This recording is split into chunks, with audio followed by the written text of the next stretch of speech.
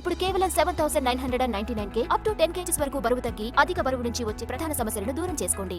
సంక్రాంతి వెనకాల 10 రోజులు సెలవులున్నాయి. హాలిడేస్ ని క్యాష్ చేసుకోవచ్చు. అందుకే అందరూ సంక్రాంతి మీదే పడ్డారు అనుకోవడానికి వీల్లేదు. 2 నెలల పాటు సెలవులుండే సమ్మర్ ఉన్నా సెంటిమెంట్ కారణంగా ఎలాగైనా సంక్రాంతికే రావాలి అన్న పట్టుదల అందరిలో పెరిగిపోయింది.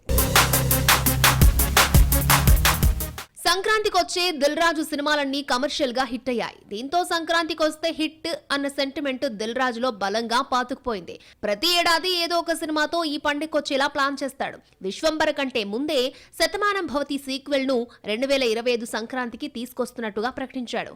అనిల్ రావిపూడి వెంకీ మూవీ కూడా లైన్ లో పెట్టాడు. దిల్ రాజు కు థియేటర్స్ కరువా? 2 సినిమాలతో వచ్చినా కావాల్సినన్ని థియేటర్స్ లో రిలీజ్ చేయగల సత్తా ఉంది. సెకండ్ ఇన్నింగ్స్ లో చిరంజీవికి సంక్రాంతి సెంటిమెంట్ గా మారింది. 10 ఏళ్ల విరామం తర్వాత నటించిన ఖైదీ నంబర్ 150 సంక్రాంతికొస్తే చిరంజీవి ఫస్ట్ టైం 100 కోట్ల క్లబ్ లో చేరాడు. ఆ తర్వాత ఇదే పండుగకొచ్చిన వాల్తేరు వీరయ్య అయితే 136 కోట్లతో బ్లాక్ బస్టర్ అయింది. దీంతో ప్రస్తుతం నటిస్తున్న విశ్వంబరును కూడా సంక్రాంతికి తీసుకొస్తున్నాడు మెగాస్టార్. ఇక నాగార్జున అయితే సంక్రాంతికి ఎడిక్ట్ అయిపోయాడు. సోగ్గాడే చిన్ననాయన, బంగారాజు, నా సామిరంగా ఇదే పండగకొచ్చే లాభాలను తీసుకురావడంతో 600 సంక్రాంతికే వస్తానంటున్నాడు.